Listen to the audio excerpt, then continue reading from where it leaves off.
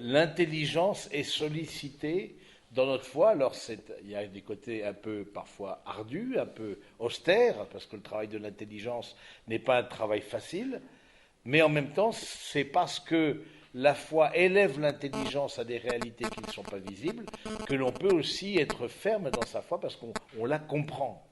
Hein, on la comprend. Mais on la comprend à partir de la révélation. Alors on ne la comprend pas uniquement à partir, comme les sciences, voilà, à partir des choses visibles, on la reçoit de la révélation, et à partir de la révélation, on fait travailler notre intelligence sur cette révélation. Donc, et on a la grâce d'avoir un credo aussi. Je pense que c'est important de dire que toutes les religions n'ont pas de credo. Oui, la grande difficulté avec l'islam, par exemple, c'est qu'on peut mettre tout. On peut mettre le meilleur et le pire. Parce qu'il n'y a pas non plus de ce qu'on appelle le magistère. On a un magistère, c'est-à-dire le fait d'être catholique, on sait ce que c'est, on peut y croire, on n'y croit pas, on peut adhérer, on peut ne pas adhérer, ça c'est absolument clair. Mais au moins on sait ce que c'est. D'autres religions ne savent pas ce que c'est. Parce que non seulement il n'y a pas de magistère, mais il n'y a pas non plus de hiérarchie. Et le fait d'avoir une hiérarchie dans l'Église assure aussi cette transmission de la foi.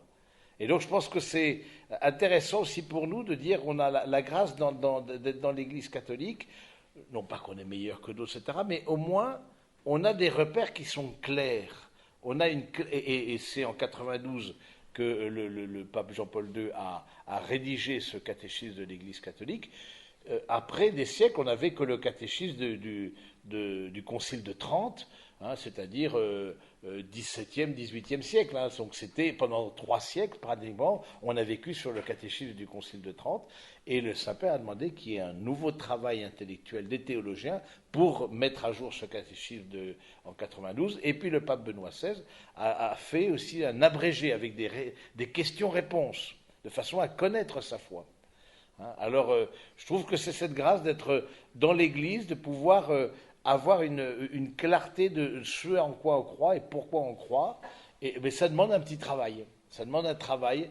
Je trouve que bien souvent, les familles, vous êtes beaucoup dans la dimension, j'allais dire, spirituelle, de chant, de louange, d'intention, de prière, etc. Ça, c'est très bien, c'est parfait.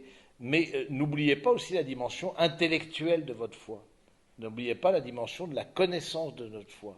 Et ça, c'est moins intuitif, c'est moins plaisant, c'est moins ludique, j'allais dire. À la mesure que vous pouvez la transmettre, vos enfants vont pouvoir recevoir, mais faut-il encore que vous ayez fait le chemin. Et bien souvent, pourquoi on vous dit, pourquoi vous croyez en la Trinité, par exemple? Alors, du coup, vous poserez ça... parce qu'il y en a qui ne croient pas en la Trinité, évidemment. Dans les religions monothéistes, on est les seuls à croire en la Trinité. Donc on va voir un peu pourquoi est-ce qu'on croit en la Trinité.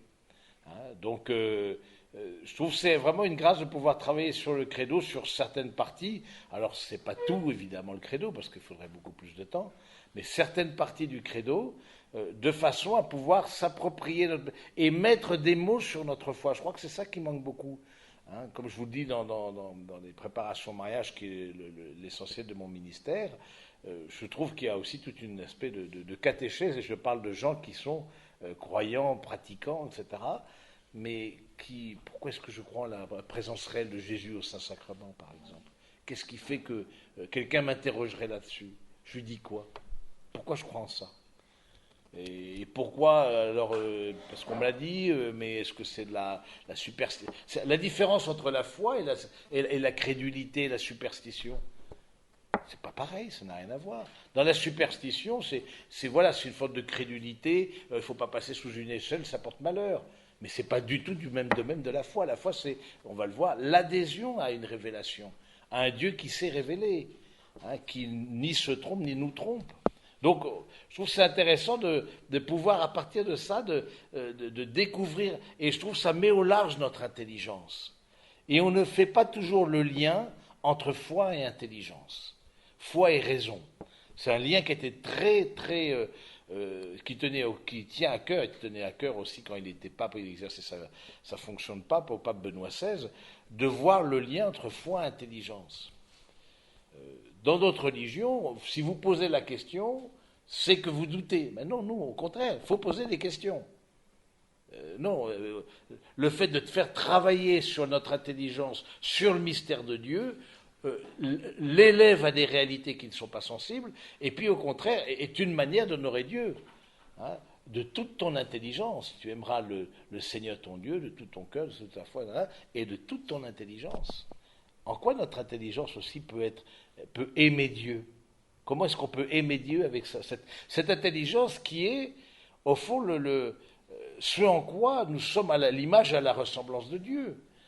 Et aimer et connaître, ce sont ces deux capacités, la volonté et l'intelligence, qui nous permettent de dire qu'on est à l'image et à la ressemblance de Dieu, à la différence de tous les autres animaux. On est des animaux, comme on dit, rationnels. Et le fait d'enraciner sa foi dans l'intelligence, et encore une fois, vous avez une bonne formation les uns et les autres, de par vos études, de par votre vie professionnelle, etc., vous avez une soif, et connaître Dieu rassasie notre intelligence. Et ça, je pense que c'est contempler Dieu, et c'est dans la vie éternelle, la contemplation de Dieu, ce sera la béatitude de notre intelligence. Et l'aimer, la béatitude de notre volonté. Nous serons comblés par ce que nous contemplerons et ce que nous aimerons. Et ça, c'est formidable de penser ça. Nous sommes donc évidemment entre un Dieu qui se révèle et un Dieu qui a fait le ciel et la terre. Donc ce que je découvre par les sciences ne peut pas s'opposer à ce que Dieu lui-même vient me dire de par sa révélation. Et donc il y a tout un travail entre science et foi, etc. Bon, c'est pas le thème d'aujourd'hui, mais ça rejoint, c'est connexe en tout cas. Donc on peut peut-être allumer, je ne sais pas s'il y a avoir l'électricité, c'est possible. Alors voilà, donc moi je trouve que c'est vraiment important de pouvoir... c'est bon? Oui, vous êtes allumé. C'est allumé, c'est bon, ça va. De pouvoir travailler là-dessus, et alors... Ce qui serait bien aussi, alors je ne vais pas vous mettre en situation comme les enfants, vous l'avez échappé, mais ce serait intéressant de demander, en tout cas ceux qui sont en âge, qu'est-ce qu'ils ont retenu de cette mise en situation, etc. etc. Ça, en revanche, ce serait bien que vous travailliez un peu, c'est-à-dire que vous aurez un temps en couple, mais bon, ça c'est pour votre vie de couple, etc., c'est à part, mais que... ça passe pas comme sur les plumes d'un canard. C'est-à-dire que là, on va voir, je crois, il y a certaines caractéristiques de la foi, vous puissiez les apprendre, ces caractéristiques de la foi, un peu, c'est un retour à l'école. Vous apprendre, c'est quoi les caractéristiques. Du coup, vous faites réciter entre vous quelles sont les caractéristiques de la foi. Vous voyez, du coup, de façon à que ça s'imprime, quoi. Et puis, encore une fois, ce que vous redonnez dans le cadre familial ou dans le cadre paroissial ou au service des jeunes, etc., évidemment, c'est ce que vous apprenez le mieux. C'est qu'on travaille quelque chose qu'on apprend le mieux. Merci. Merci. Voilà, donc les enseignements sont enregistrés. Ils seront mis en ligne après la session, donc on vous enverra le lien pour pouvoir les réécouter ou les envoyer à d'autres ou pouvoir les retravailler, etc. Et donc ça, c'est aussi quelque chose d'important. Alors, on va commencer, on ne va pas terminer aujourd'hui, mais on va commencer par uniquement « je crois ». On va faire rien que ça, peut-être sur deux, séparés en deux comme ça. Voilà, sur deux enseignements, on va faire « je crois ». Et c'est des extraits du catéchisme de l'Église catholique, qui, sans... mode d'emploi peut être un peu abrupt, un peu austère. Vous avez dit ça, etc. Vous dites bon, comment je m'en sors, etc. Mais en tout cas, c'est la foi de l'Église, et c'est dans cette foi de l'Église que nous-mêmes nous inscrivons. Et ça, je pense que c'est important de garder cette foi de l'Église. On a la chance, encore une fois, d'avoir un catéchisme, quelque chose qui nous dit la foi de l'Église, qui nous l'explicite. Hein, et donc, du coup, que l'on peut aussi nous-mêmes transmettre à notre tour. Alors, j'attends que les feuilles passent aux uns et aux autres.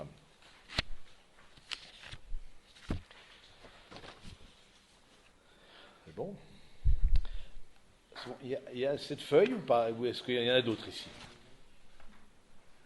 Est-ce qu'il manque des feuilles?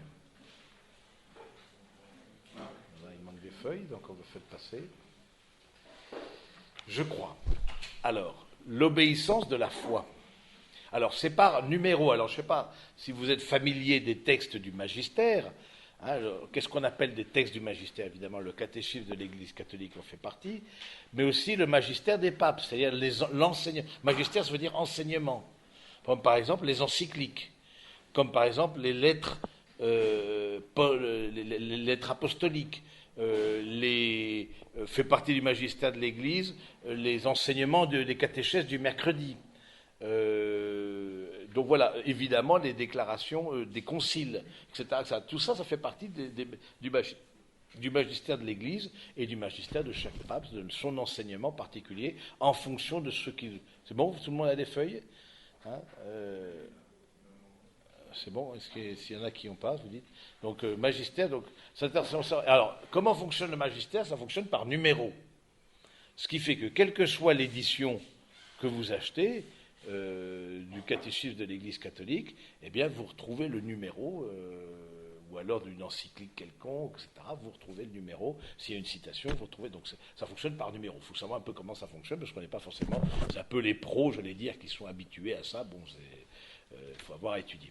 Alors, ce que je vais faire, je vais lire avec vous, je vais commenter, et puis vous n'hésitez pas à poser des questions, parce que je pense aussi que ce soit aussi interactif, même s'il y a une dimension d'enseignement, etc., mais que ce soit aussi interactif, que vous puissiez dire, il y a telle chose, je ne comprends pas, etc.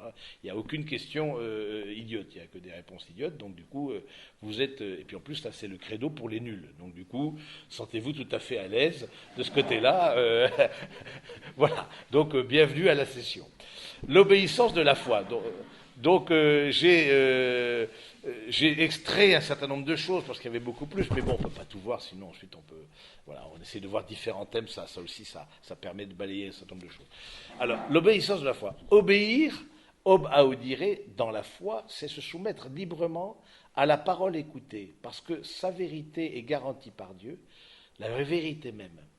De cette obéissance, Abraham est le modèle que nous propose l'Écriture sainte, la Vierge Marie en est la réalisation la plus parfaite.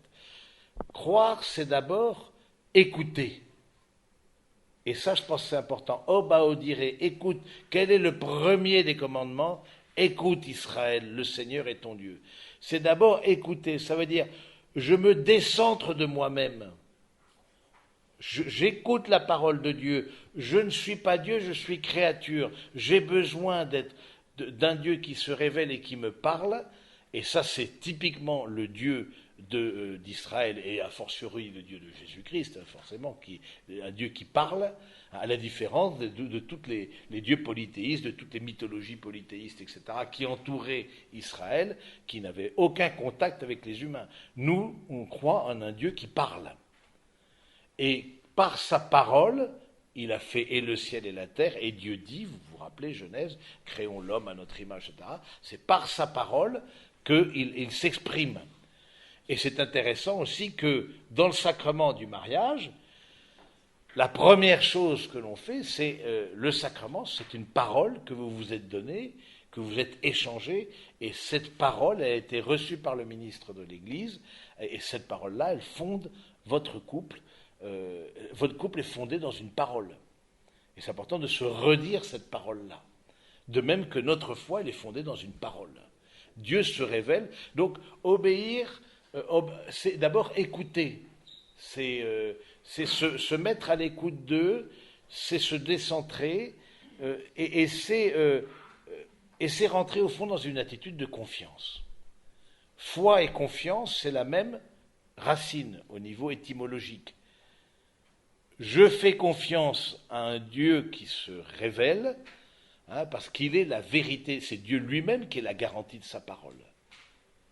Et donc cette parole de Dieu, cette obéissance, on voit évidemment les deux modèles, Abraham et la Vierge Marie.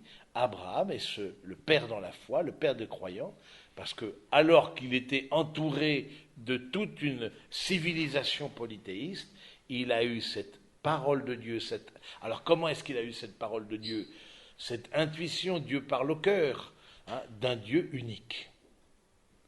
Et il a cru dans cette intuition mu par l'esprit, il a cru dans cette intuition, Dieu intervient dans notre histoire. Et ça, c'est vraiment important de savoir. Il intervient dans notre histoire, que ce soit notre histoire personnelle, que ce soit notre histoire conjugale, familiale, notre histoire, l'histoire des pays, il intervient dans l'histoire. C'est un Dieu qui agit dans l'histoire.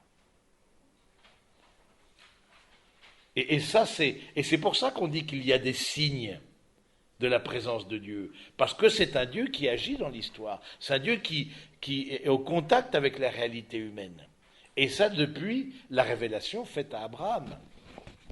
Donc, je trouve que c'est important aussi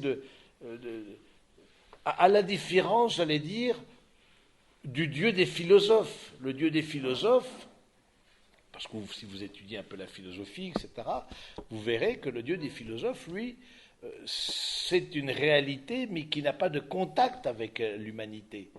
Qu'est-ce qu'on appelle le Dieu des philosophes? En fait, c'est celui qui est à la source de tout, l'origine.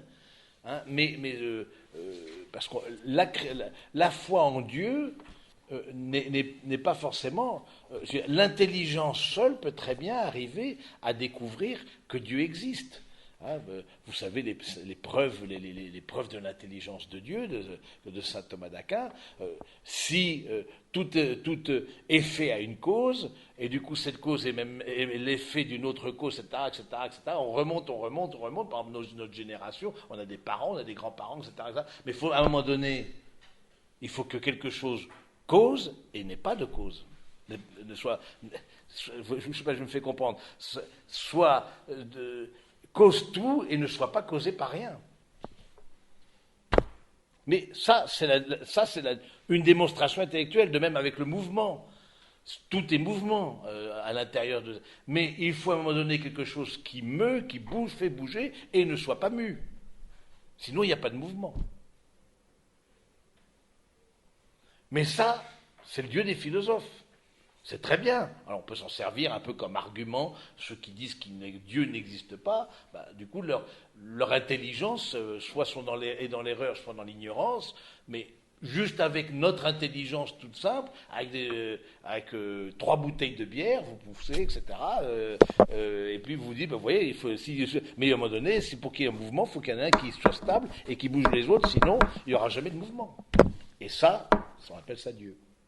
Ensuite, vous débouchez les bouteilles de bière et vous trinquez, parce que enfin, mais vous avez pu découvrir qu'est-ce que mais c'est intéressant, c'est de dire, mais ça c'est le Dieu des philosophes, c'est pas inintéressant, mais c'est accessible, j'allais dire, sans la foi, uniquement avec le travail de l'intelligence, uniquement, j'allais dire, avec la logique.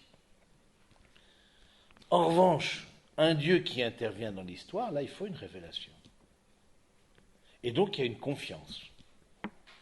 Abraham a fait confiance à cette intuition qui lui a été donnée, à cette parole qui lui a été donnée, il a fait confiance. Et on voit bien que le peuple d'Israël a été éprouvé dans la confiance. On a ceux qui participent peut-être ou lisent les textes en semaine, etc. On a eu tout le passage de l'Exode, avec la loi qui a été donnée à Moïse, mais voilà, du coup, Dieu qui parle, etc. Et ensuite, Moïse qui s'absente, il revient, il entend des clameurs, etc. Et ne v'là-t-il pas qu'ils ont construit un veau d'or. Parce que voilà, il fallait confiance comme ça dans un Dieu qui parle, mais non, il nous faut quelque chose qu'on touche. Et c'est l'idolâtrie. Et c'est le péché d'Israël, et c'est notre péché. Mettre quelque chose ou quelqu'un à la place de Dieu. J'aime bien, j'accompagne un couple, etc. Ils sont assez trempés comme caractère, etc. Puis, ils s'étaient engueulés, ce qui est une très bonne chose pour un couple, mais ils se sont réconciliés après. Et elle lui dit, tu ne seras jamais le premier dans ma vie. Le mec, il a regardé ses pompes. Mais c'est très soulageant. Si vous êtes le premier dans la vie de l'autre, c'est-à-dire que vous êtes le Dieu de l'autre. Et c'est très problématique. C'est de l'idolâtrie. Vos enfants ne seront jamais les premiers dans votre vie. Heureusement.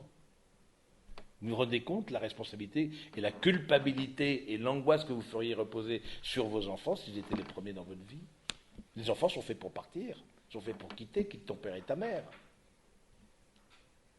Et donc je trouve que c'est intéressant de dire ça, c'est tu ne seras jamais le premier dans... Et puis elle a rajouté autre chose, je peux être aussi heureux sans toi. Pour ça que je crois que ce sera un couple qui va plus durable, qui va durer, parce qu'ils se sont dit, l'autre n'est pas une béquille pour mon bonheur. On sera plus heureux à deux que seul, oui, mais je peux aussi être heureux seul. Donc du coup, je pense que c'est ça, de découvrir que, au fond, la transcendance aide à la communion. C'est-à-dire le fait justement dans la dimension de couple, le fait de cette dimension de transcendance, de savoir que Dieu premier servi, Dieu est premier, ça aide à la communion. C'est pas simplement le mariage, le face-à-face de psychologie plus ou moins équilibrée. Sinon, on est un peu foutu, quoi. Parce que si c'est ça, et on voit bien avec la perte de la foi chrétienne, la perte de la dimension transcendante dans nos sociétés, l'explosion les nouvelles parentalités, justement. Voilà. Je trouve c'est assez éclairant. Je veux dire, la sécularisation de nos sociétés n'est pas un service pour le couple et la famille. Parce que la transcendance unit, au contraire. Aimer, on sait bien, c'est regarder ensemble dans la même direction. Alors, Abraham, qu'est-ce qu'il nous dit, Abraham? L'Épître aux Hébreux nous dit, dans le grand éloge de la foi des ancêtres, insiste particulièrement sur la foi d'Abraham. Par la foi, Abraham obéit à l'appel de partir vers un pays qu'il recevrait en héritage, et il partit ne sachant où il allait. Par la foi, il a vécu en étranger et en pèlerin dans la terre promise. Par la foi, Sarah reçut de concevoir le fils de la promesse. Par la foi, enfin, Abraham offrit son fils unique en sacrifice. Croire, c'est quitter. Et quitter, c'est croire. Vous avez, de façon très humaine, fait confiance à la parole du Père Éric ou au mail du Père Éric, vous disant tel jour, tel lieu, il y aura... vous avez quand même pensé que, c'est des gens responsables qui organisent ça pour des familles, on ne déplace pas des familles comme ça sans... Bon, et vous l'avez fait, et c'est des choses humaines. Mais il y a eu une confiance à la base. Vous avez fait confiance à la communauté. Imaginons qu'une communauté vous donne rendez-vous, en fait, il n'y a rien. Il n'y aura pas deux fois la session, quoi, parce que en tout cas, pas les mêmes. En tout cas. Donc, du coup, il y a une confiance. Il quitte ton pays, là, mais voilà, quitte ta terre. Et dans le texte hébreu, il y a marqué « va vers toi-même » aussi, c'est intéressant. C'est « quitte ta terre ». Il y a de l'ordre, et c'est vrai que c'est pas facile la foi, parce que c'est sortir du contrôle quelque part, c'est se remettre dans la volonté de quelqu'un. Déjà, de se remettre dans la volonté de quelqu'un qu'on voit, ce n'est pas facile, mais la volonté de quelqu'un qu'on ne voit pas, c'est encore plus difficile. Et en même temps, c'est un chemin de bonheur, et en même temps, c'est un chemin qui nous emmène plus loin.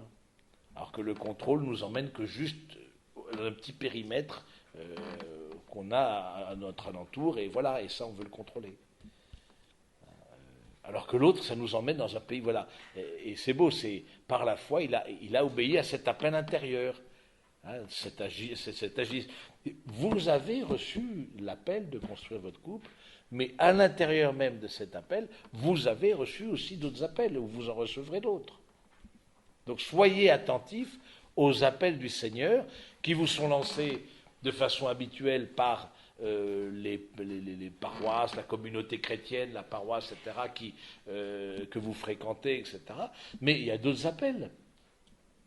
Alors il faut toujours faire vérifier l'appel, il faut discerner l'appel. Aujourd'hui, on l'a fête de Saint Ignace de Loyola, on peut de lui demander la grâce du discernement. Est-ce que ça vient de Dieu, est-ce que ça ne vient pas de Dieu? Est-ce que c'est mon imagination, ou est-ce que c'est un véritable appel? C'est pas évident, parce qu'il n'appelle pas par téléphone, mon Dieu. Donc du coup, comment est-ce que... voilà, on a des critères, on a des manières de discerner l'appel du Seigneur, avec ces siècles de vie de foi. On a vu, il y avait des choses qui marchaient et des choses qui ne marchaient pas. Voilà, donc c'est intéressant, il y a quelque chose à quitter, je trouve, dans Abraham. Il y a quelque chose à quitter, il y a quelque chose d'inconfortable. Il a vécu comme étranger et pèlerin. Pèlerinage, vous avez fait des pèlerinages, etc. Le pèlerinage, c'est un côté inconfortable. Il y a un côté, une certaine pénibilité. On déjà marche, etc. On n'est pas dans son appartement, on n'a pas le confort nécessaire. Soit on dort à la belle étoile, soit, bon, voilà. Bon, il y a une dimension de difficulté. Il y a une dimension aussi d'une certaine pauvreté aussi dans la foi. C'est ce qu'on appelle la foi est un régime d'indigence. Le croyant, c'est un indigent, c'est un pèlerin.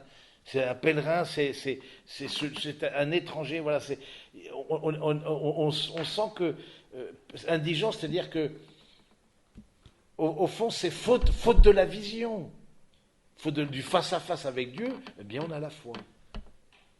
Mais la foi, c'est un régime inconfortable. La vision, c'est un régime stable, et du coup, quand on est dans la vision, c'est-à-dire dans l'au-delà, dans le face-à-face avec Dieu, évidemment, on n'a plus besoin de la foi. Parce que comment on n'a pas besoin de la foi pour voir, face à des choses qu'on voit, évidemment. Donc du coup, on est en étranger, et puis ensuite, Sarah a reçu le fils de la promesse, etc. Bon, il y a une fécondité qui est liée à la foi.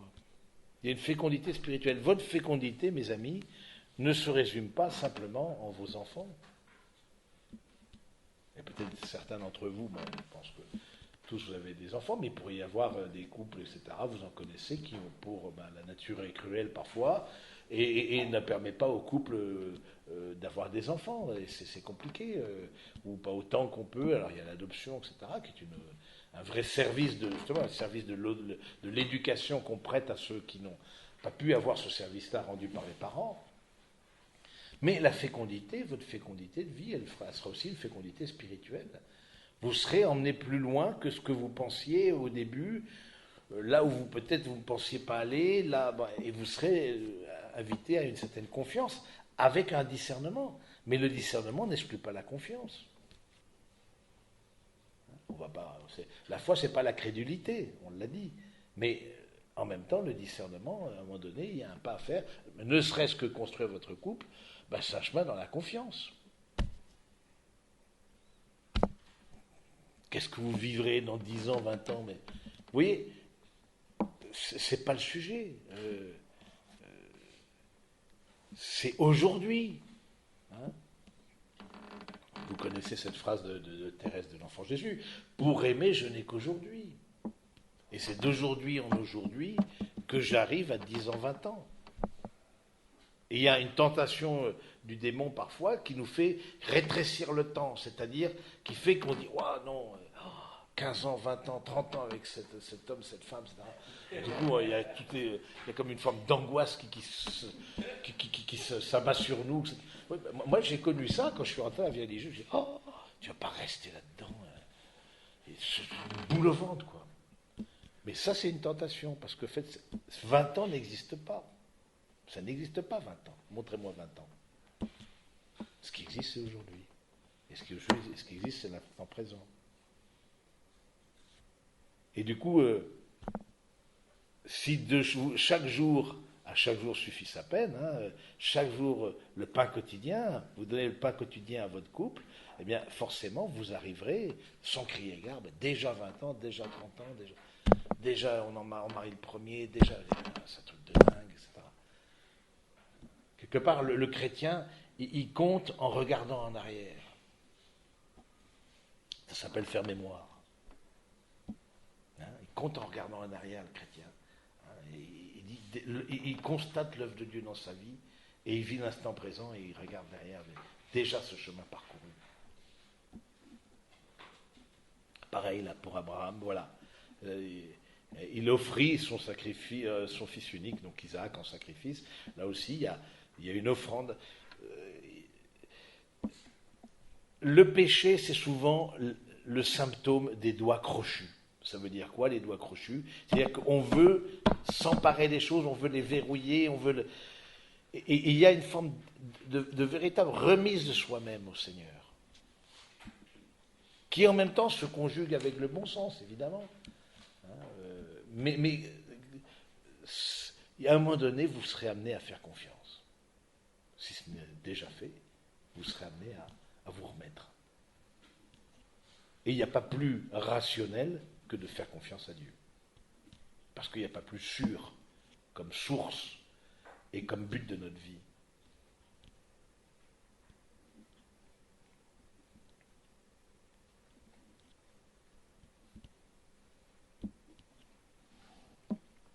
La bienheureuse Vierge Marie, bienheureuse celle qui a cru. La Vierge Marie réalise de la façon la plus parfaite l'obéissance de la foi.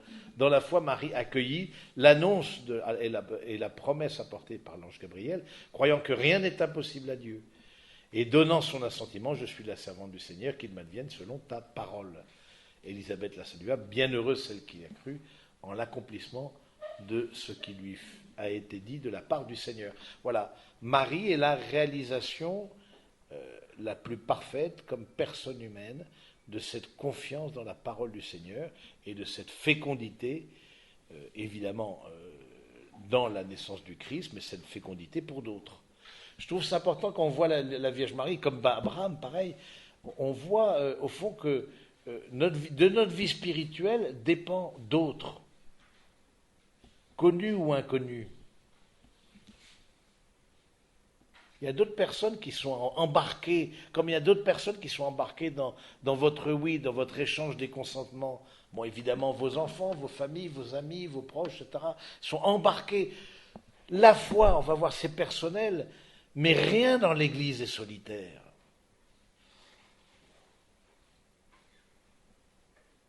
Et le péché, c'est l'inverse, c'est l'isolation. On s'isole. On ne pense pas à nous. On pense simplement je. Et on voit bien cet individualisme ambiant de nos sociétés occidentales, etc., qui intue l'amour, forcément. Alors que pour le chrétien, il dit je crois, mais il ne peut pas dire je sans dire tu, il ne peut pas dire tu sans dire nous. Il croit que d'autres sont embarqués. Nous sommes, et le grand saint Paul dira, ne savez-vous pas que vous êtes les membres les uns des autres. Et c'est tout le mystère de l'Église.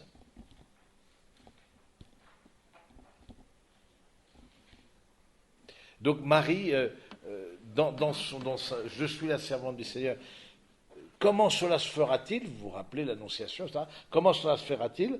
Parce qu'évidemment, puisque je ne connais pas d'homme, connaître au sens biblique, c'est-à-dire de l'intimité des époux, c'est ça que ça veut dire, c'est pas qu'elle ne connaissait pas les hommes, elle connaissait son père, elle connaissait les voisins, etc. Non, elle n'était pas recluse, non, elle connaissait des hommes, mais elle ne connaissait pas au sens biblique, elle n'avait pas de relation charnelle avec un homme, et donc du coup, elle dit, mais comment est-ce que ça se fera-t-il?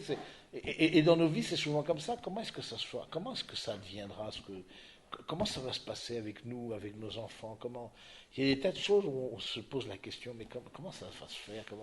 On met tout en œuvre, on essaye d'être les meilleurs parents possibles, les meilleurs époux possibles, avec nos humanités plus ou moins blessées, etc. Mais à un moment donné, il se passe ce pas dans la confiance. L'Esprit Saint viendra sur toi. Je crois que le Seigneur viendra nous travailler de l'intérieur. Encore une fois, d'où l'importance de la dimension, j'allais dire, contemplative de vos vies. Où est-ce que vous en êtes dans cette dimension contemplative? Contemplative, c'est-à-dire d'intériorité, d'être à l'écoute. Le monde agit par distraction alors que Dieu agit par attraction.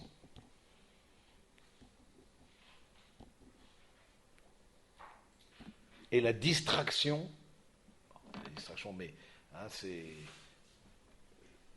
distraction, c'est nous sortir de cette attraction-là, quelque part. Et on voit bien que alors c'est pas mauvais de se distraire, mais si on n'a pas ce temps de recentrage, de se laisser attirer à nouveau vers un Dieu qui est plus intime à nous-mêmes que nous-mêmes, dit le grand saint Augustin. Si on n'a pas ce temps-là, eh bien, comment est-ce qu'on va percevoir les appels du Seigneur? Et l'avantage, c'est que vous êtes deux pour percevoir, parce que pour valider l'appel du Seigneur, c'est important de dire à deux, on valide un appel du Seigneur. Vous êtes dans votre couple, et puis peut-être vous faire aider dans l'accompagnement avec des personnes, là, vous validez l'appel du Seigneur, ensemble. Et c'est important quand vous sentez un appel, quand vous percevez quelque chose, etc., vous puissiez immédiatement en faire part à l'autre, dire comment tu vois les choses, et de laisser vraiment l'autre profondément libre de s'engager ou de ne pas s'engager, et ça, je pense que c'est très important, cette dimension de couple dans le discernement. Alors voilà, donc cette obéissance de la foi, c'est une des premières caractéristiques. Ça demande de se mettre à l'écoute, etc. Ensuite, je sais en qui j'ai mis ma foi. Croire en un seul Dieu. La foi est d'abord une adhésion personnelle de l'homme à Dieu. Elle est en même temps et inséparablement l'assentiment libre à toute la vérité que Dieu a révélée. Voilà.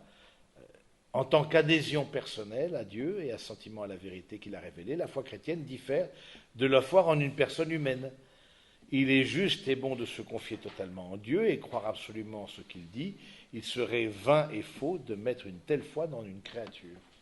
Ça, c'est l'idolâtrie, c'est de mettre en une personne ou en une chose la foi qu'on devrait mettre en Dieu.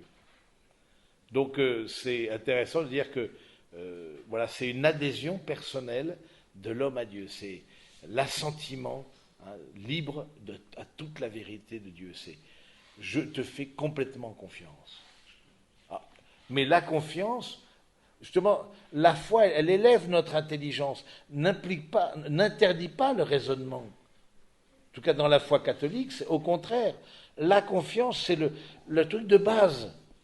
Si tu ne fais pas confiance en Dieu, comment tu vas pouvoir réfléchir sur les mystères de Dieu si déjà à la base tu ne lui fais pas confiance? C'est un non-sens. Oui. Je ne voudrais pas faire du sujet, mais comme ça revient aussi personnellement, quand on dit librement, comment sait-on que ce que l'on ressent, dit, accepte, on le fait librement? Qu'on adhère librement à la foi.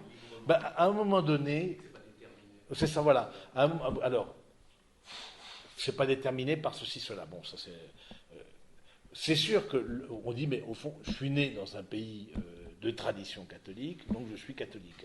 Est-ce que c'est vraiment librement que je crois? On peut se poser objectivement la question.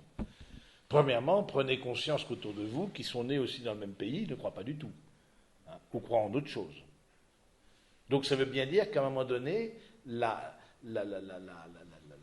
liberté a été sollicitée. Et même si vous êtes né dans des familles chrétiennes, à un moment donné, vous avez dû choisir. La foi, c'est un choix. Vous avez dû passer d'une foi reçue par les parents à une foi personnelle. Sinon, vous ne seriez pas là. Vous avez dû choisir. Et qui dit choisir, dit exercer sa liberté. Vous auriez pu ne pas adhérer à la foi de l'Église pour X raisons, pour des contre-témoignages, parce que ça vous demande trop, parce que le fait de ce que propose le monde, ça me suffit pour être heureux, etc., heureuse, et que je n'ai pas besoin de ça, etc. Bon, il y a des tas de gens qui ne croient pas. Donc ça veut bien dire qu'il y a une liberté qui s'exerce. Et qui pourtant, et même dans vos frères et sœurs, ou beaux-frères, belles-sœurs, ou cousins, etc., qui, ayant reçu la même éducation que vous, ont fait des chemins complètement différents de vous. Et ça, vous le constatez. Et parmi vos enfants, vous constatez ou vous constaterez qu'eux-mêmes vont s'emparer. C'est pour ça qu'on va parler de la transmission, de la caractéristique de la foi, mais il faut se détendre tout à fait par rapport à la transmettre la foi. Soyez très détendus là-dessus. Parce que d'abord, c'est une grâce qui est faite. Alors on se dit, mais pourquoi? C'est une grâce et en même temps, c'est un choix. Et c'est là tout le mystère chrétien. Le mystère chrétien, c'est et de Dieu et de nous. Vrai Dieu et vrai homme. Dieu qui t'a créé sans toi ne te sauvera pas sans toi. Saint Augustin. Et ça passe par des médiations humaines et en même temps, c'est une grâce qui nous est donnée. Et donc, je pense que oui, librement, c'est important. Ce que vous avez à faire, vous, dans votre rôle de parent, c'est d'éclairer l'intelligence, de leur donner, et la session c'est un bel exemple, de leur donner des possibilités de de rencontrer d'autres enfants qui partagent la même foi, d'éveiller leur intelligence, etc., d'être proposant par rapport à la foi. Et je trouve qu'aujourd'hui, il y a beaucoup plus de propositions en termes de vie chrétienne, de foi, pour les familles, pour les adultes, pour les jeunes professionnels, les étudiants, beaucoup plus que dans ma jeunesse, par exemple, beaucoup plus. En France, c'est une église, je trouve, très créative de ce point de vue-là. Il y a beaucoup de choses, les sessions famille. Moi, dans ma famille, ça n'existait pas quand j'étais jeune, ça n'existait pas du tout. On m'a rien proposé. Il n'y avait pas les JMJ, il y avait un peu le scoutisme, mais bon, ça, c'est pas forcément concluant. Il y avait parfois des groupes d'aumônerie, oui, il y avait des aumôneries, etc. Mais beaucoup moins de variété. Quand vous voyez un peu les propositions, ne serait-ce que pour les jeunes, pendant l'été, c'est dingue. Il y a une variété, même pour les familles, de sessions. Chaque communauté organise, voire un prêtre qui dit, voilà, je vais partir. Voilà, il y a beaucoup de choses qui existent. Et c'est bien, du coup, ça dépend un peu de ça correspond à chaque goût, les couleurs, les disponibilités. Mais vous voyez, il y a une vraie créativité. Vous êtes de l'ordre de vous avez une obligation de moyens. Hein, c'est comme le chirurgien, etc. Il a une obligation de moyens. Le médecin, voilà, il faut qu'il mette les moyens, mais il n'a pas une obligation de résultat. Vous confiez vos enfants au Seigneur, mais il y a des tas de parents qui ont confié leurs enfants au Seigneur, et les enfants sont complètement éloignés de la foi. Comme il y a des parents qui n'ont rien donné, et les enfants sont devenus prêtres. Non, mais c'est vrai que moi, je suis né dans une famille catholique, je veux dire, de base, vraiment de base. Hein. Voilà, il n'y avait rien. Il y avait la messe du dimanche, point barre. C'est déjà pas mal. Et puis on est deux à être rentrés, une consacrée, moi prêtre.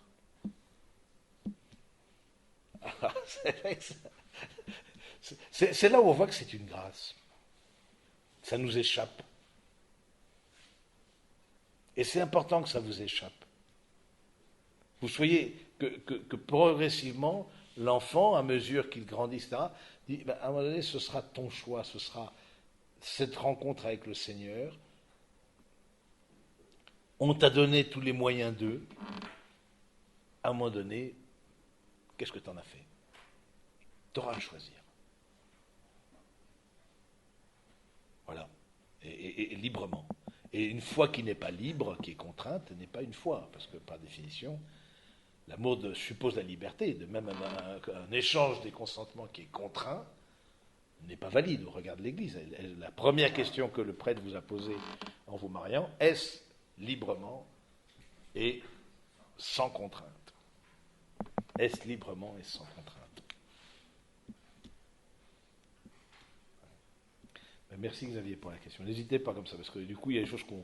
Alors ensuite, la foi Alors, ok. Donc, ce qu'on donne à Dieu, on ne donne pas aux autres créatures. Ça, c'est sûr. Et puis, la foi en Jésus-Christ, Fils de Dieu. Pour le chrétien, croire en Dieu, c'est inséparablement croire en celui qu'il a envoyé, son Fils bien-aimé, en qui il a mis toute sa complaisance. Dieu nous a dit de l'écouter.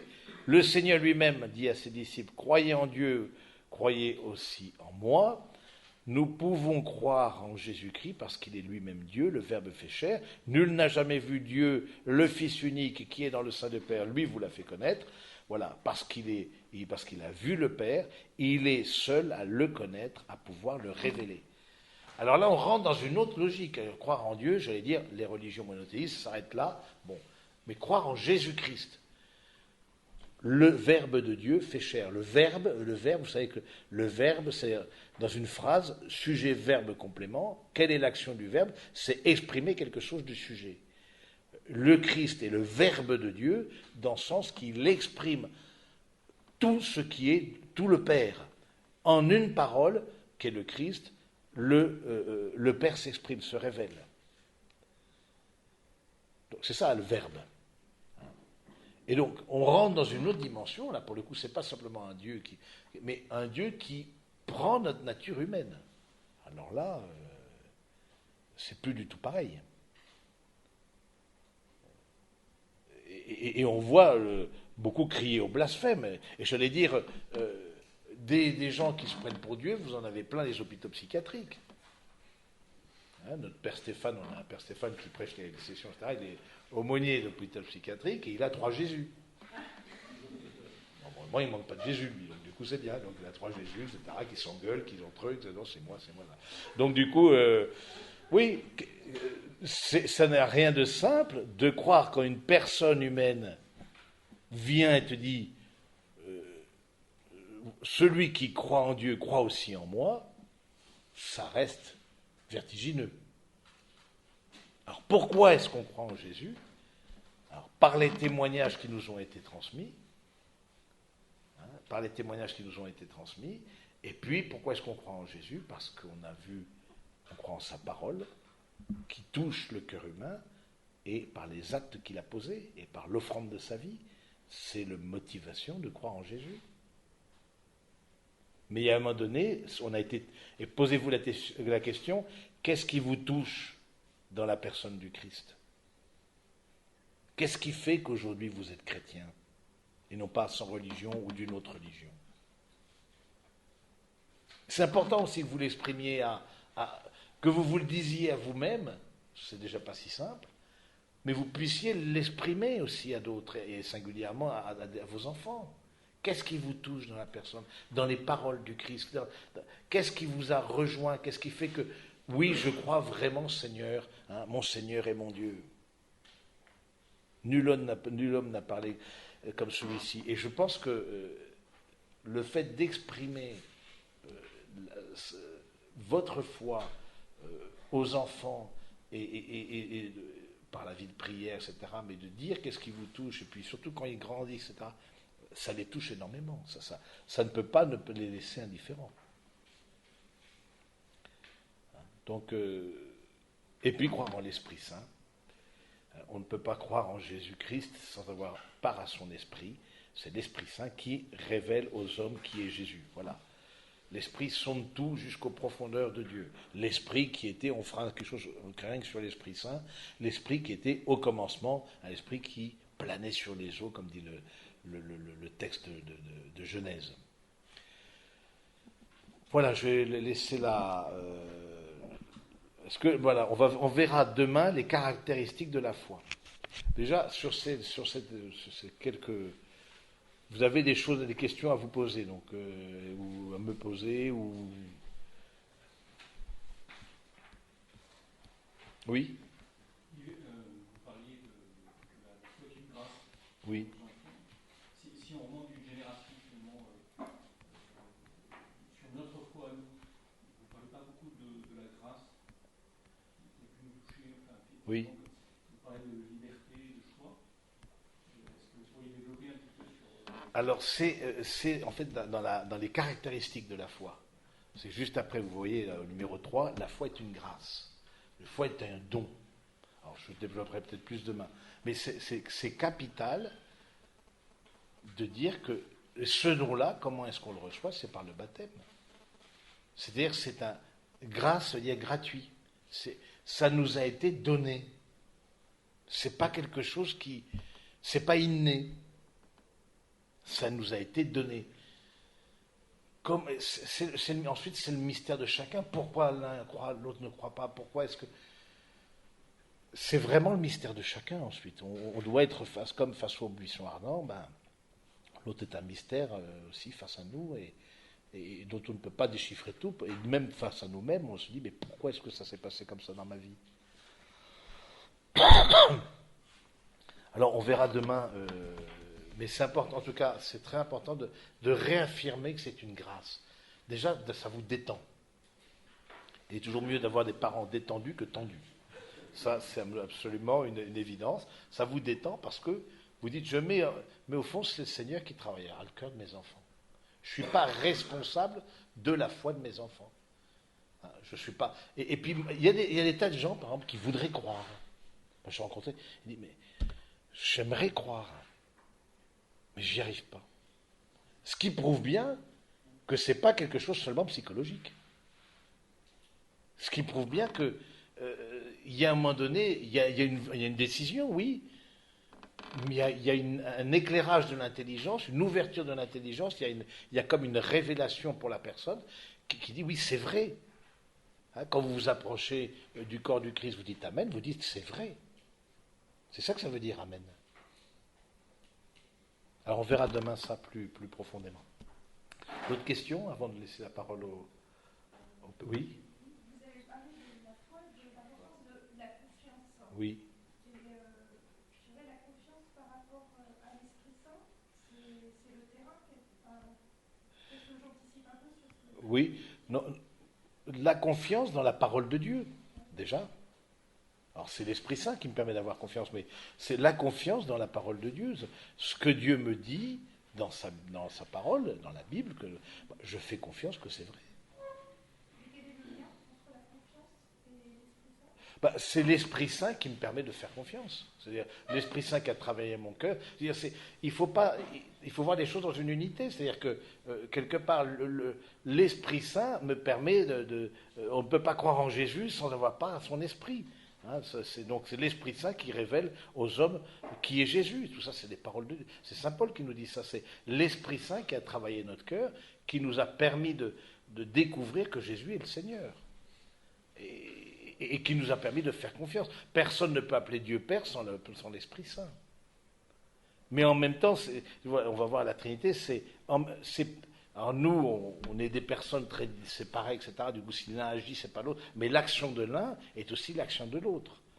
Donc voilà, donc on verra plus sur l'Esprit Saint quand on reviendra là-dessus. Mais je pense en tout cas, cette confiance-là, elle est une grâce. Elle est une grâce de la Trinité, elle est une grâce de Dieu. Et de Dieu le Père, et de Dieu le Fils, et de Dieu l'Esprit Saint. C'est une grâce, un don, oui. Se soumettre librement à la parole écoutée, je me pose la question, vous y répondez un petit peu, mais peut-être que vous pourriez préciser. On pourrait donc se soumettre librement à notre parole. Oui. On a le choix. Oui. Qu'est-ce que notre religion serait de plus juste qui fait que on va aller écouter celle-là? Oui. Déjà, le fait que vous soyez là, ça vous dit que vous avez perçu qu'il y a quelque chose de juste. Je pense que c'est bien que quand on a affaire dans le dialogue interreligieux, de dire que c'est important que chacun croit que sa religion est juste.